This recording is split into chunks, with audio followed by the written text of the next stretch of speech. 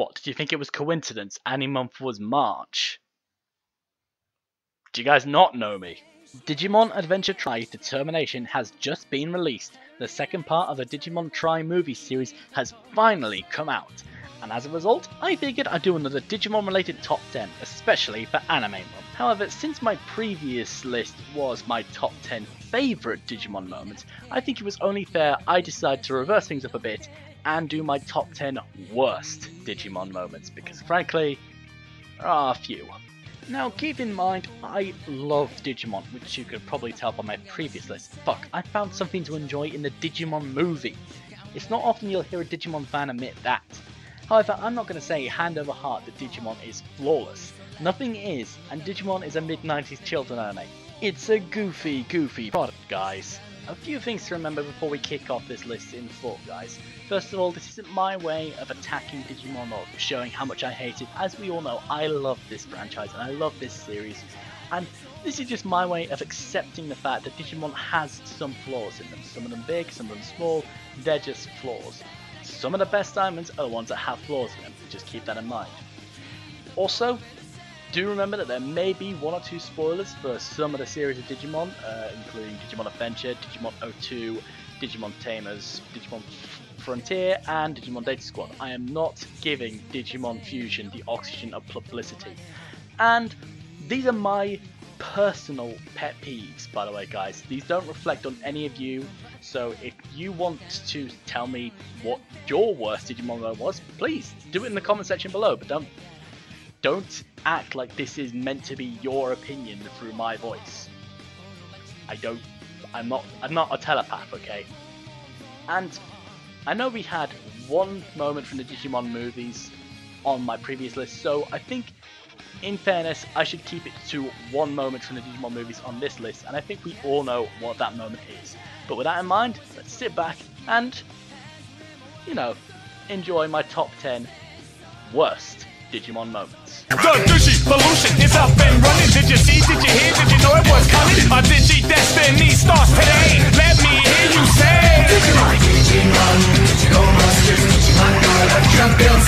Digimon, Digital Masters, Digimon Garden Champions. Digimon, Digital Masters, Digimon Garden Champions. Digimon, Digital Masters, Digimon Garden Champions. Digimon, Digital Masters, Digimon Garden Champions. Let's go! Digimon! Number 10. So, Sora and Matt are a thing? Okay, this is gonna make zero sense for a non-Digimon fan, so maybe I should explain this one. In Digimon Adventure, especially the English dub, Digidestin leader Tai and token female tomboy Sora was sort of set up to be the OTP of the Digimon Adventure series. It was like the writers were just waiting for the fanfiction shipping culture of the late 2000s to flourish. So imagine our surprise when Tai finally got the stones to ask Sora out on a date. She instead decided to reject her childhood best friend and went out with Matt instead. This was completely out of nowhere for fans of the English dub of the series. It was just completely out of left field and left many fans with a bitter taste in their mouth. Now, in the Japanese dub, I've heard that Matt was written to be less of an emotionally detached dick and as a more likeable person, more deserving of the crest of friendship. While this is true, however, I have heard rumours, mind you, that the Japanese voice cast were just as shocked as the American audiences when this development occurred, suggesting it was out of character for even the Japanese portrayal of the characters.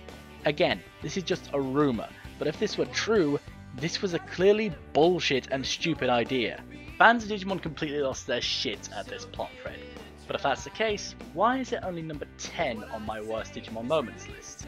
Well, to be 100% honest, I kind of just accepted it a while ago. I didn't like it, but I just accepted it. Sometimes the girl goes for the good-looking blonde who plays the guitar, and not for the guy who she grew up with and is still clearly hung up on her years later.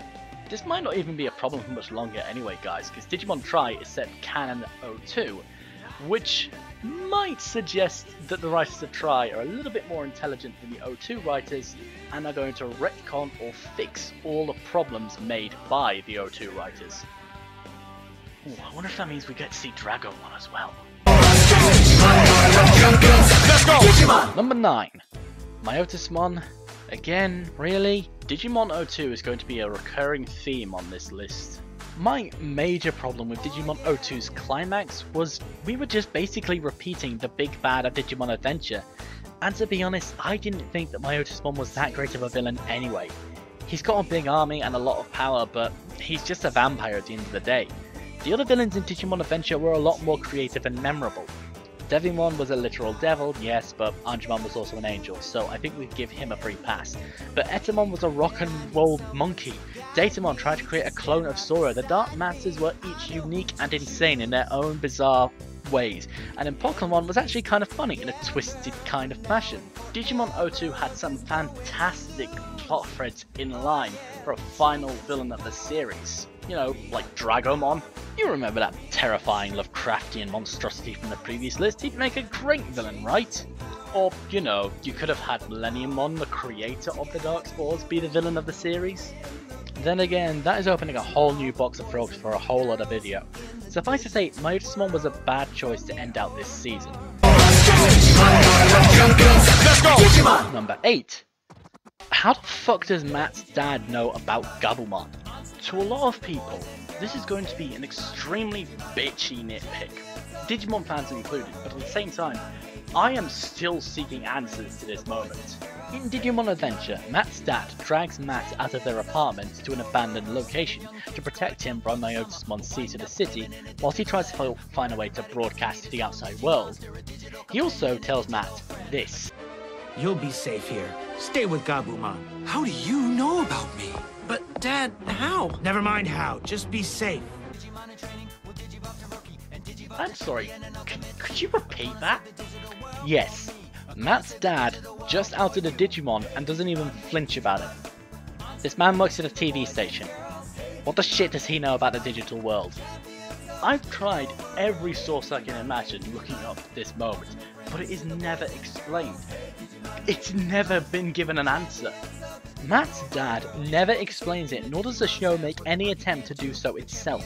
It has honestly driven me to distraction. I've looked into it, nothing about this moment has surfaced at all.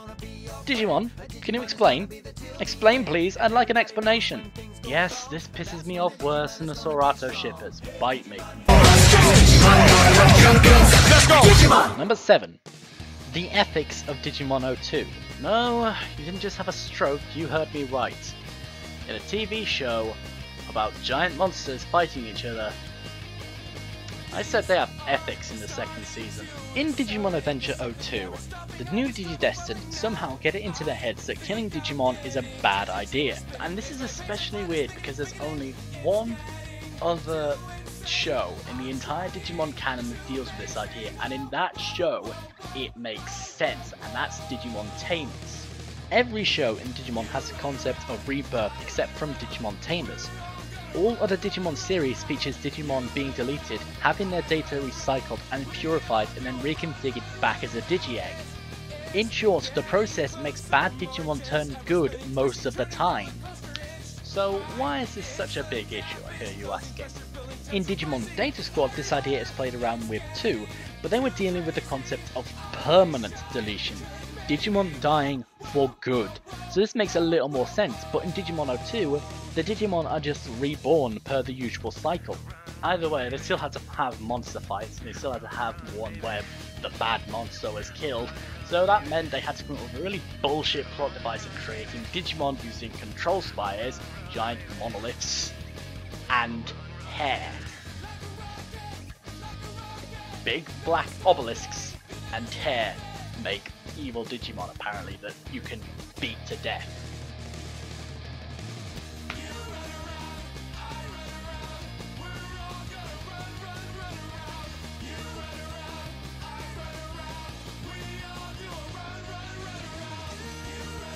Granted, the concept does lead to Black War Greymon, but at the same time, it's a really stupid concept.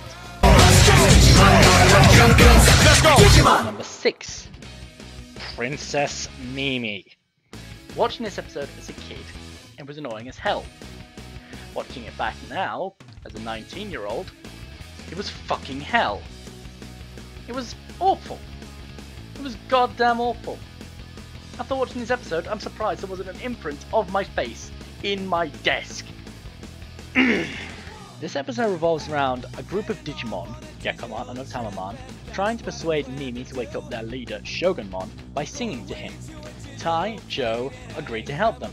The only problem is, Mimi is a fucking bitch! How the Christ did this girl get the crest of sincerity? Fucking how? There's a difference between being sincere and lacking in tact. I get the point of the episode, and the plan that Myotismon and Devonmon had was to turn Mimi into someone who would be unable to use the crest of sincerity after this point, but this was literal overkill. This made it almost impossible for me to care about this character at any point after this. It was ridiculous. It was like Emily in Until Dawn levels of bitchiness. If it wasn't for the fact that this girl was fucking 10, I'd punch her in the fucking face. Yeah, Mimi's 10, by the way. The age range in Digimon Adventure is 8 to 12. They got away with a lot of shit. Let's go! Number 5. King Drazel is a computer.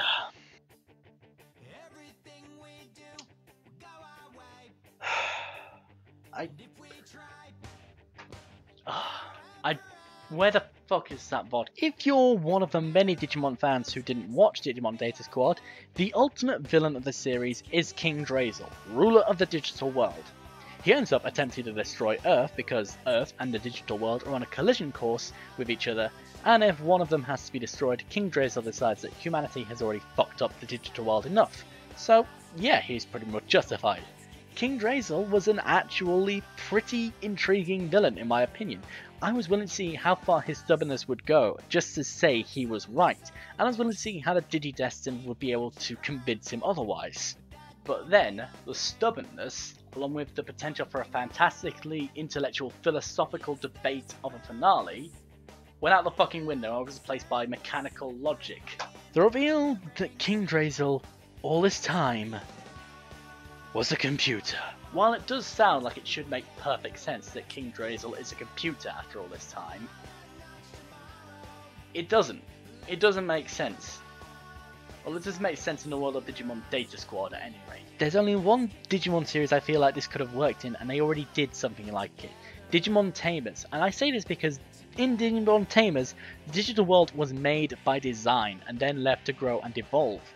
This is where I like to think King Drazel, the main computer of that digital world, would have thrived as an idea, but this one, it felt fucking stupid, and it fucking killed all the tension for me.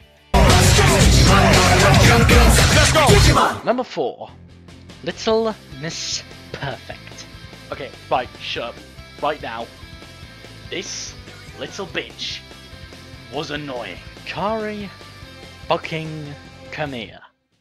Why? Why did you get so annoying? In Adventure, it was passable. You were the sort of wide-eyed 8-year-old innocent, but fucking hell, you just had to be the golden fucking standard of morality in Digimon 02, didn't you? I think half of the problem is the fact that she sounds like a human fucking squeak toy though. Kari really just rubbed me the wrong way in Digimon 02. Really, she just couldn't be wrong. She could do no wrong. She had to be the pure, innocent, kind soul, and it pissed me the fuck off. Her ultimate desire at the end of 02 is peace between human and Digimon, while everyone else has some selfish desire or personal demon. Kari is someone who just goes world peace to everything, and it pisses me the fuck off. Everyone else is a little bit more complex than her. Jesus Christ. Let's go! Number 3. The Digirap. Do I even need to explain this one? I mean, come on.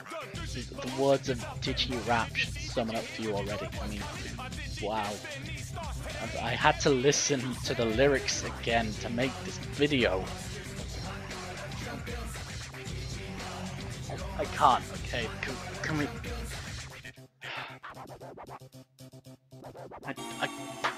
I can't. Can we move on, please? Thank you. Let's go! Number 2. The whole Digimon versus Pokemon argument. Enough is enough, okay? This argument has been going on for what? 16, 15 odd years now? Have we honestly not grown up in all that time? Honestly. This isn't a question of which show is better. No, it's a simple question of which show you prefer. And if you start with the fucking Digimon ripped off of Pokemon argument, fucking save it. Digimon originally started out as a way to market the Tamagotchi to a male demographic by giving it a new name as the V-Pets, and then having them the capability of fighting each other. Whereas Pokemon was inspired and marketed as a way of getting kids into like bug collecting and shit. That's how it started out. It's like a more modern, updated form of insect collection. Do those sound like they share an origin at all? I am not pissed off because Pokemon is a more popular anime than Digimon. Fucking hell, when either fandom starts this argument, I feel embarrassed for both Digimon and Pokemon fans. Holy shit. Jesus fucking Christ. Can we not just shake hands and say, we don't like the same thing? How about we sit down and watch some Fullmetal Alchemist? I mean, Jesus, tap dancing. Ah, Christ, let it go, people. They share a clipping of the word monster, and that's it. Digimon, digital monsters. Pokemon, pocket monsters.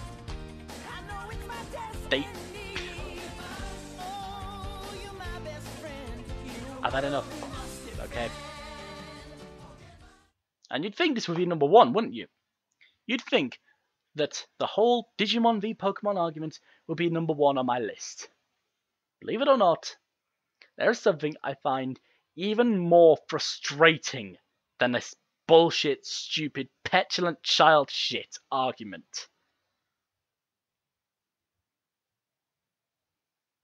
Here it is. Number one thing I most hate about Digimon Digital Monsters, Davis. I mentioned in my top 10 favourite Digimon moments list, I was falling in and out of love constantly with Digimon Adventure 02. This little prick is the reason why. This character is beyond obnoxious, beyond stupid, beyond ignorant, beyond arrogant. He is simply the worst Digidestined the entire show has ever conceived. The show has always strived to create some complex characters with multiple facets, flaws and goals. Davis has none of those things. He has no character development and no goal.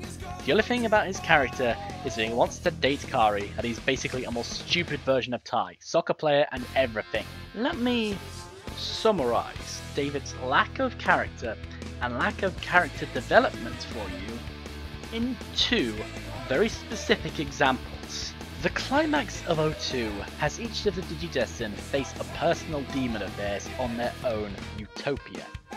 A reality in which all their secret greedy desires are realized. What's Davis' secret desire? Nothing. He doesn't fucking have one. He doesn't fucking have one. He's that simple of a character they couldn't even retcon an idea for him to fucking want. And you could say that, oh, but he has everything he wants. Well, then he's not only simple, but he's a fucking ignorant little twat as well. Even perfect little Kari has something she wants, and her life is fucking peachy. Example 2 is something I like to refer to as the leader's trial. Each Digidestined leader faces a trial, a mistake, something that shakes and rocks their faith, their confidence in themselves. Tai forces Agumon to digivolve to Skull Greymon and nearly causes all of his friends to die. Takato's uncontrolled rage made Guilmon digivolve to Megidramon and threatened the stability of the digital world. Takuya's reckless abandon to defeat Duskmon caused Koji to be injured and trapped Takuya in the body of a Flamemon. Marcus, enraged at Thomas' betrayal, ended up forcing Agumon to digivolve to Shine Greymon Ruin mode, which ultimately killed Marcus' partner Digimon. What trial does Davis face? Nothing. He doesn't have that shaken confidence. He hasn't tried, he hasn't pushed, he doesn't fucking evolve. And honestly, he was ripe for an evolution. He was rude, he was upfront, and he was a grade A fucking muppet. Why the fuck was he the fucking leader in this fucking series? Fucking why, 02? Why? And you know what? The little bastard fucking gets away with it! Yeah, People call him out for when he's being a stupid little shit, but whenever Davis does something ridiculously boneheaded, he's fucking rewarded for it. He owns a global chain of noodle outlets at the end of Digimon 02. He gets everything he fucking wanted. Davis is, without a doubt, the worst thing ever brought into the Digimon canon. And thank fuck he's missing in Digimon Tri. I don't know where he is, but I hope to God that he's suffering.